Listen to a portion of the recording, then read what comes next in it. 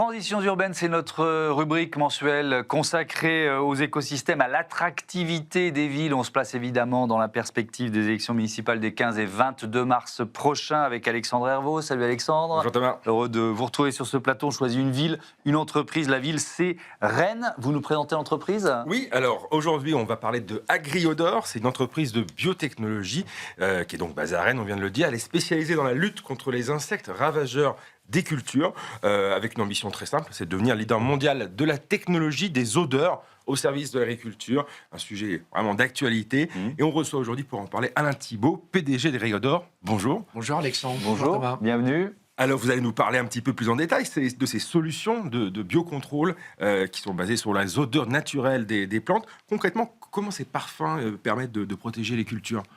En fait, c'est extrêmement simple. 70% des insectes dans le monde entier, dans tous les continents, se déplacent à partir des odeurs. Et en fait, ils n'ont pas de nez, les insectes, mais ils ont des récepteurs olfactifs sur leurs antennes. Donc, vous imaginez la taille d'un récepteur olfactif d'une antenne d'un puceron. Donc, c'est des choses microscopiques de ce point de vue-là. Mais ces récepteurs olfactifs sont les éléments physiques au monde les plus sensibles à tout ce qui flotte dans l'air. Et ils sont capables de repérer à quelques centaines de mètres des arbres, des cultures ou ce genre de choses. Donc, qu'est-ce qu'on va faire? On va fabriquer des odeurs. On aime bien dire on est des parfumeurs des champs. On va fabriquer des odeurs pour manipuler le comportement de l'insecte, ou l'attirer, ou le repousser. Et même, ça va plus loin parce qu'il est tellement sensible. Par exemple, la première solution qu'on a pu faire dans les champs de betteraves, on arrive à le perturber en termes d'alimentation.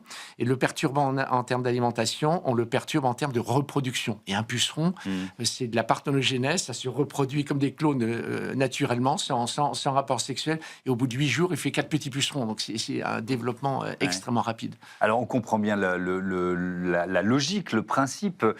En quoi vous vous différenciez, vous vous distinguez, vos solutions se différencient des insecticides classiques? Alors déjà, on cherche la même chose, c'est la protection des cultures. Ouais. Alors c'est un gros changement, et on est vraiment révolutionnaire de ce point de vue-là, parce que l'insecticide, il tue l'insecte et de manière efficace. Il ne tue pas un insecte, il tue les insectes. Dans les champs. Ça nous était bien utile pour passer de 1,5 milliard d'habitants à 7 milliards comme aujourd'hui, pour accroître les capacités. Sauf qu'on s'est rendu compte que les insecticides, si on en met un peu de trop, ça a des conséquences sur la biodiversité, sur les sols, les nappes phréatiques et éventuellement les résidus dans certains aliments. Donc il y a eu beaucoup d'efforts de fait pour arriver à réduire les insecticides, entre autres le législateur, surtout en Europe, qui s'est mis à interdire, et on entend souvent parler de certaines lois, et à interdire ou réduire.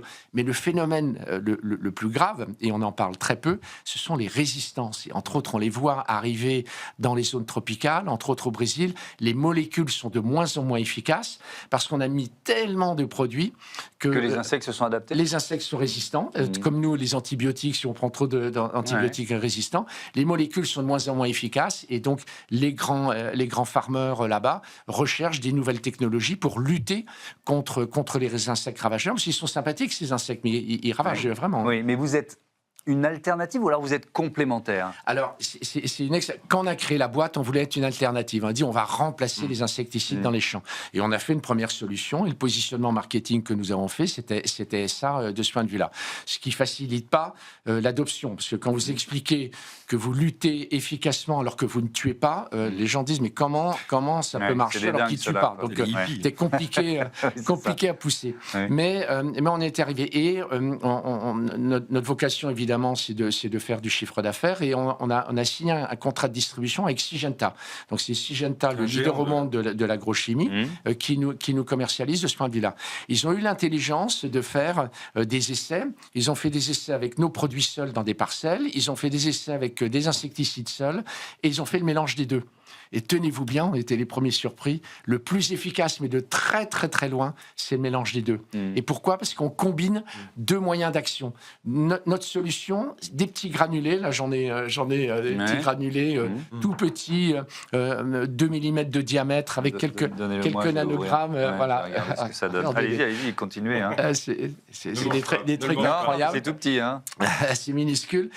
Environ un petit granulé par plante de ce point de vue-là. Ces petits granulés granulés vont évaporer ce parfum pendant 28 jours dans le champ. Ok. Et ça va être efficace pour traiter les pucerons. Donc on va être efficace, mais il y a à peu près 40% des pucerons qui vont quand même venir dans le champ. Parallèlement, l'insecticide, lui, il tue, boum. Quand on le met, il n'y a plus aucun puceron, mais dès le lendemain, le puceron, au bout de 8 jours, il refait 4 pucerons et tout. D'accord. Donc, en fait, on a quelque chose de très brutal et qui tue tout, qui remet tout à zéro. Et nous, qui avons une diffusion efficace. Et donc, le mélange des deux d'actions fonctionne très bien. Je crois que vous n'êtes pas issu du monde agricole vous-même. Qu'est-ce qui vous a finalement convaincu de vous lancer, de rejoindre l'aventure AgriOdor? Ouais, c'est un coup de cœur. Moi, je suis un serial entrepreneur. J'avais investi dans plein de boîtes de la tech, du service UE. Et puis, c'est une rencontre, comme souvent, une rencontre avec une chercheuse qui s'appelle Aînée Lepic, estonienne, qui était en France depuis une quinzaine d'années, PhD, elle était à l'INRAE, et elle voulait créer sa boîte. Et on m'a connecté avec elle, et vous imaginez, on m'a dit 70% des insectes, vous pouvez être déplacés, on va remplacer les insectes. Je me suis dit, c'est un truc de dingue, quoi. C'est un truc de dingue. Et j'ai investi dans la boîte avec le cœur, parce que j'ai pensé à mes enfants. J'ai une fille qui est oncologue, l'autre qui est dans les ONG, l'autre qui sont dans le digital, et souvent ils me disent, comme cette nouvelle génération, papa, pourquoi tu n'investis pas dans l'environnement, dans la transition? Et je me suis dit, tiens, j'étais persuadé que je ne retrouverais pas mon argent de ce point de vue-là, parce que c'était un truc quand même... quand vous n'êtes pas compétent et spécialiste du domaine et que vous investissez, c'est quand même un petit danger. Ouais. Et puis, on a eu la Baraka, c'est des gens brillants, elle est incroyable, on a su recruter les meilleurs. On est aujourd'hui 42, 6 nationalités, 8 PhD dans la boîte, et on attaque le Brésil maintenant. Ouais, voilà. On va voir quelques chiffres. D'ailleurs, oui, on avait 7 PhD, nous, donc vous êtes passé à 8. Premier laboratoire privé d'écologie chimique en Europe, des 15 000 insectes élevés par semaine, des produits déjà commercialisés, et puis à la fois une levée de fonds en préparation de 15 millions d'euros, et cette acquisition, c'est Aritis. L'an dernier, c'est une entreprise qui est basée à Aix-en-Provence. Ça fait changer la boîte de dimension, en quelque sorte. Oui, ça fait changer la boîte. Alors déjà, c'est une société qui utilisait la même technologie que nous, mais qui attaquait d'autres insectes, qui sont les mouches du fruit. C'est très intéressant, les mouches du fruit, parce que c'est des insectes du bassin méditerranéen qu'on retrouve beaucoup en Espagne, en Italie, évidemment dans le sud de la France, au Maroc et en Tunisie. Donc ça nous permet d'acquérir un laboratoire qui va adresser les insectes du bassin méditerranéen. Et vous savez comme moi que les startups, quand elles sont trop petites, le point qui est clé, c'est la taille critique. Donc plus on est gros, plus on est puissant, plus c'est facile de lever des fonds par rapport à ça, parce que vous allez générer un chiffre d'affaires significatif, quoi. Le salon de l'agriculture approche, là. C'est un enjeu important pour vous? Le salon de l'agriculture, c'est le grand moment. Alors, c'est pour 2 raisons. Au tout début, c'était super, le salon de l'agriculture. On prenait un stand et on faisait les malins sur le stand et défilent tous les politiques. Les politiques adorent le salon de l'agriculture. Donc, et vous êtes jeune start-up, vous êtes photographié avec le ministre, le député, le sénateur et tout. Donc, ça vous fait du brand, de la marque, etc.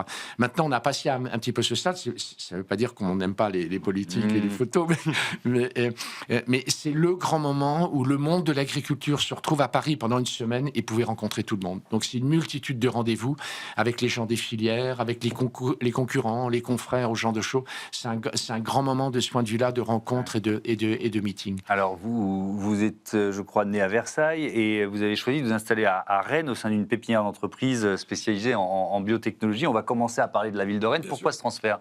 Alors ce transfert, c'est très simple. On s'est créé à Versailles parce que Aîné était à Versailles, à l'INRAE de Versailles. Et très rapidement, quand j'ai investi dans la boîte et que j'ai vu les modes de fonctionnement, c'était compliqué pour Aîné déjà de travailler avec ses anciens collègues. On avait le monde privé et le monde public qui cohabitaient.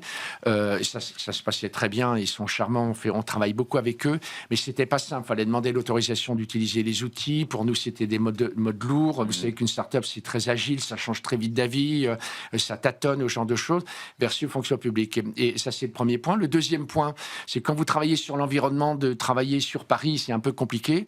Et puis, si vous voulez attirer des jeunes, ce genre de choses, d'être à Versailles, les loyers sont chers, etc. Donc, on s'est dit, faut bouger.